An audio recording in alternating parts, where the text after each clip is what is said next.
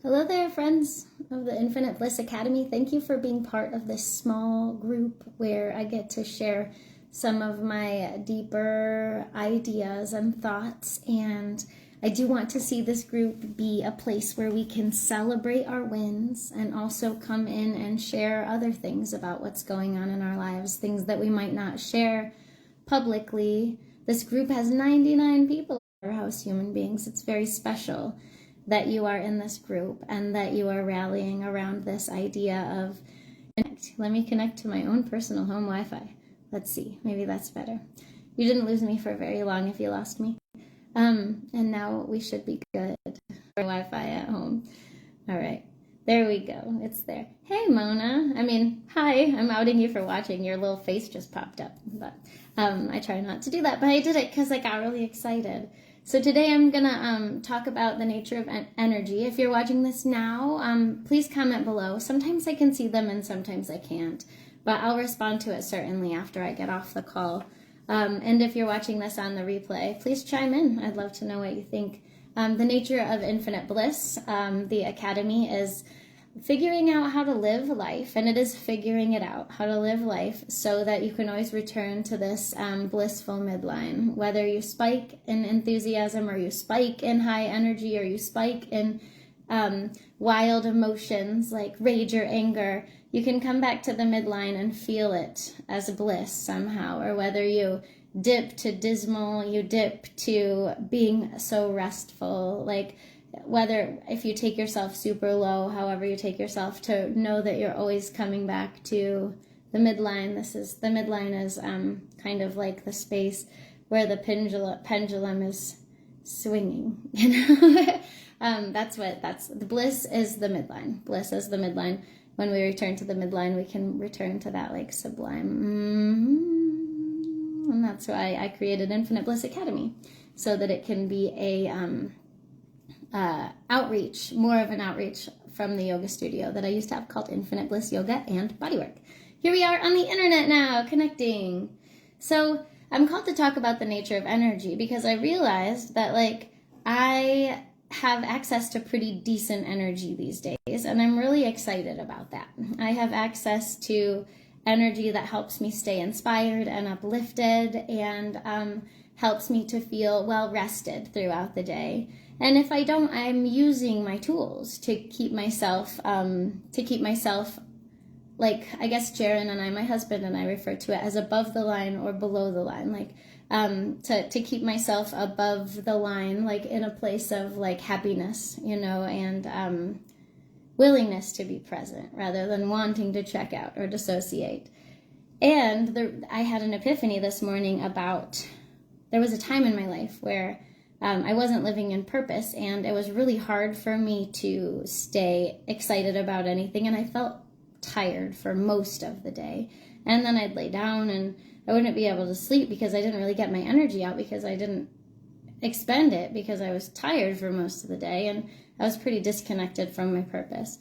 So I'm not that way anymore, but I still remember what that is like. When I think about it, it's a tangible feeling. So if this is coming through me today to talk about, then it's probably for me a little bit. And if it's coming through me today to talk about, maybe I'll be able to touch you guys in a way that you can wake up a little bit more to your purpose today, right now, in this moment. So how I look at it is there's high energy, which I love. It's very fun. I love existing in high energy. There's low energy, which is very sometimes can be hard and challenging, but it also can be really relieving to be in that low energy place. And then there's just this balanced energy where you can kind of pop up and pop down and pop up and pop down. And like I said, that I look at that as blissful energy, but balanced action is a really great place to be in. We want to avoid chronic highs and avoid chronic lows. That way we have less of the energy of crashing. When we stay up really high for a really long time, it's like, pacham, oh man, I gotta rest for a while. If we stay low for a really long time and then something wonderful happens, we might hop up into mania, and that's sometimes where people that have addictions really struggle, is they get manic. And you can kind of dissociate both directions, but we want to be able to come back to that place where we can be present and in love with life right there, authentically in love with life right there at the midline. And as I was like brainstorming for this little pep talk that I'm giving you, we have living with purpose. We're living with purpose. We're able to like do what we want to do for the world, how we want to do it, when we want to do it. And it's like very much rooted in our actions and rooted in our hopes and desires and dreams. And we can stay present with that. And then there's living with responsibilities. And sometimes, like, I might feel like I want to get something out into the world in some way or another, or go take a walk, a quiet walk through the woods to clear my mind, but I have to help my son, put his clothes on. Or, I need to plug my phone in. I have to help my son put his clothes on, or I have to, there is a myriad of things that might call me to be done. When I want to live into my purpose, but there are responsibilities. Like maybe there's a pivot at work and suddenly you thought you were going to get to spend a bunch of time with friends, but there's a pivot that needs to happen at work. So now you get to focus on your work, which might not be aligned with your soul's purpose in exactly the way you want it to be. So there's this pivot that needs to happen because of responsibilities. And responsibilities are great. It's like the divine or God or you trusted yourself with this really cool thing. One second, technical. You trusted yourself with this really cool thing. God, Mother Nature, the universe trusted you with this thing. So therefore, you are a responsible human being, and that is a flattering thing to think about.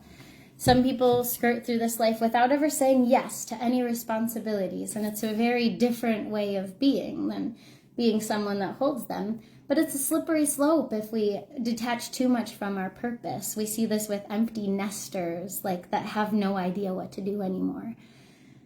Their kids are gone, their reason for living has gone, and they need to go through a new rebirth in order to be someone who can be connected to purpose. But what if, as we're living with our responsibilities, we are able to stay connected with the purpose? We don't lose sight of why we are here and what makes this magic alive. We notice the dissociation patterns, grab them, look at them, and say, we are not falling asleep. This lifetime is not for falling asleep. It is not for falling asleep in that way. So being able to hold the responsibility, hold the passion, hold the mission. This is being able to access a robust life, even when we've called in a lot of things that ask us to care for them. The nature of mothering is very filled with responsibilities. But if we don't live into our purpose because we feel too tired or too drained or whatever, we feel like maybe someone owes us something because we've done so much work.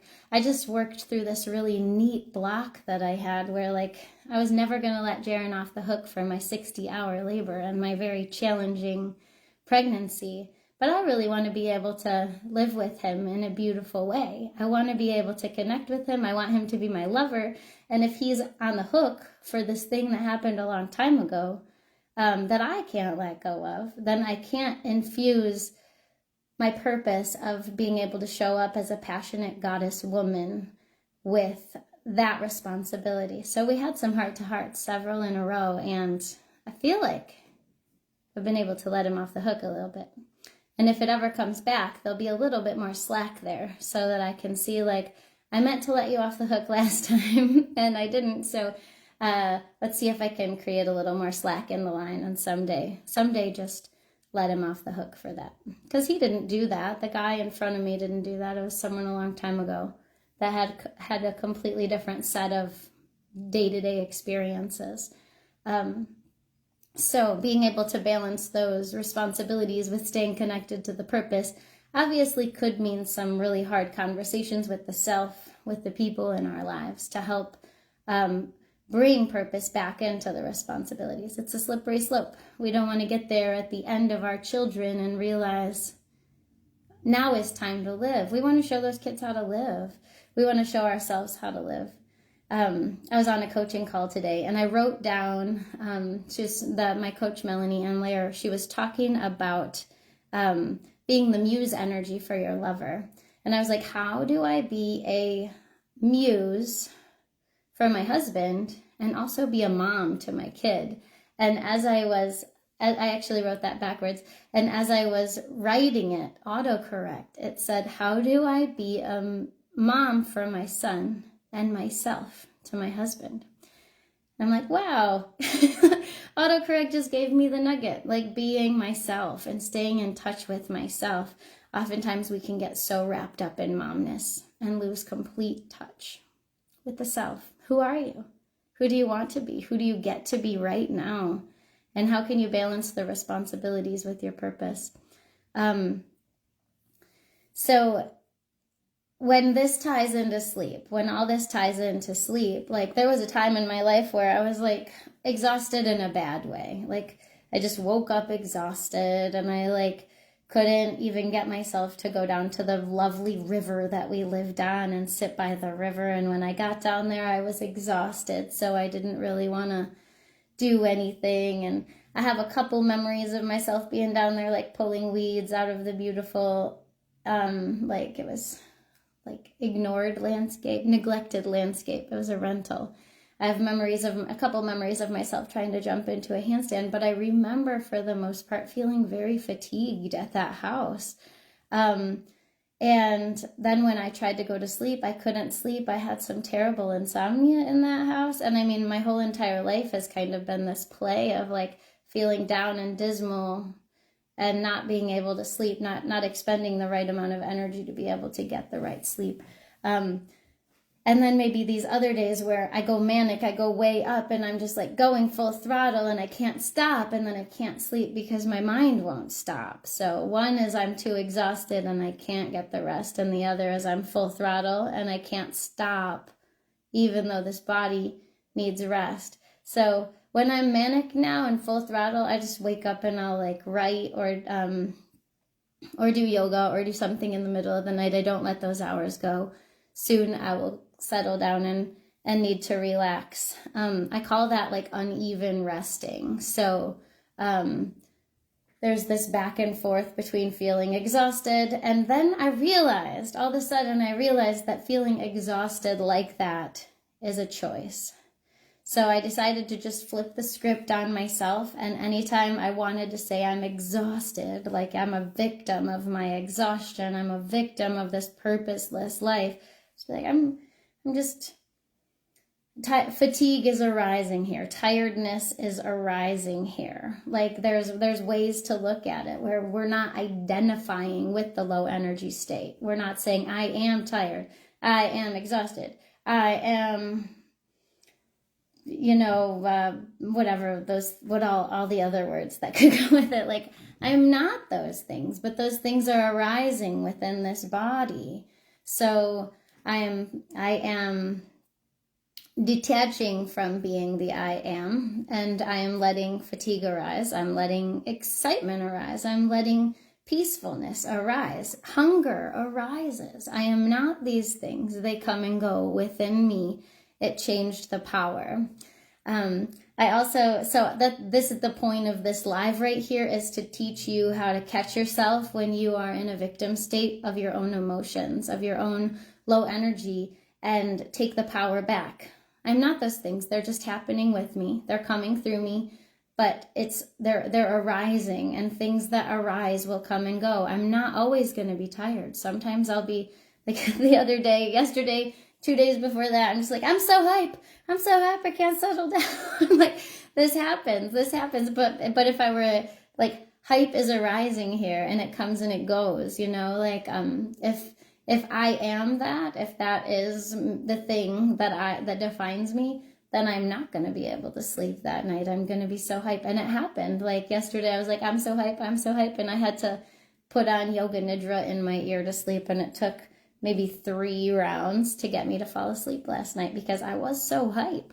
I had so much to come through. And now today I feel great, and so much is still coming through. I'm still riding this hype wave. Another way to help yourself dissolve from the victimhood of something happening, like exhaustion, whatever, is to make it funny and to find a way to amuse yourself. I think that our purpose is on this planet pretty much strictly for amusing ourselves. We get distracted by all these other things, survival, but we can always amuse ourselves. I'm thinking of my sister-in-law. She says when her feet hurt, she says, my dogs are barking, and she needs to put them up. Like, she used to say it around me when I just like would give people massages wherever I was, and I would start massaging her feet, but my dogs are barking. There's a lot of different funny things that we can say to kind of like, when we notice that victim energy arising, to raise the energy up, to make it so we're either at that midline, or I am a big fan of low energy spiking to higher energy and coming down and evening out. It's kind of like tuning a guitar. So if my guitar string is a little bit sharp, I want to take it to a little bit, if it's been sharp, if it's been on the shelf a little bit sharp, I want to take it down a little bit flat and then turn it back up. That way I can hear that, and like, I learned this from other musicians who kind of do the same thing. We're tuning it to the right frequency.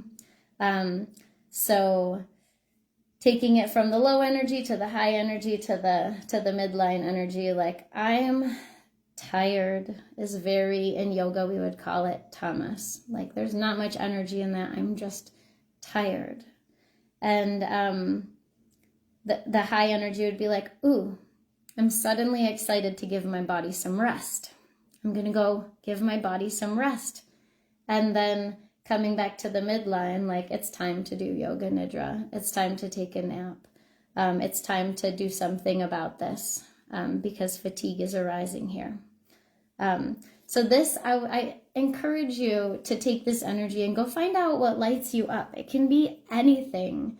Like, sometimes, like, I posted a video of myself yesterday, like sprinting bare feet. Sprinting is my jam. It doesn't take long. I love running, but in this point of my responsibility, like, sprinting does it for me. If you can't find anything that lights you up, I want you to go out on a limb and go into nature and see if that can transform you, because nature is very transforming. If nature freaks you out, go into your backyard, or like hug a tree just in the street, put your hands on the tree and just like see if you can breathe and feel the tree's subtle movements. Like, go to nature and let it transform you.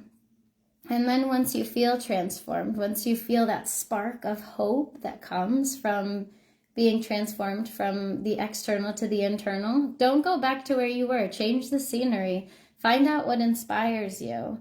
And then see if you can kind of flip the script on this, like, low energy to high energy. Everything is about how we walk into it.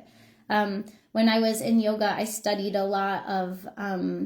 I was deep into yoga for a while with my own studio, and I studied a lot with the gunas, which are like, sattva is like high peaceful energy, rajas is like busy, and tamas is like low energy. So I guess on my personal, like, bliss is the midline, sattva would be in the middle, rajas is way up here in super busy world, and tamas is like in the bottom, like where it's like lethargic and slow and more inert. Like, these are the gunas are the ways of life, the ways of being.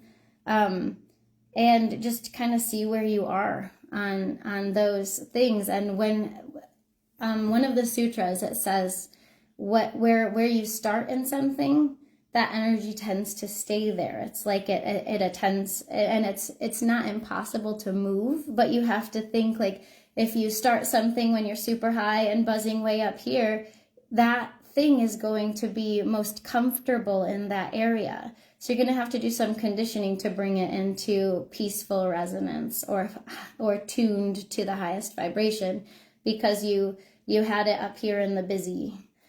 Same with something that starts in low energy. It's not that it can't change. It just takes a lot more focus and a lot more life lessons to get it from the low energy into the bliss midline frequency. So if you're anything like me and you're watching this, you like that bliss frequency, I encourage you to do what you can to keep things returning there as often as possible.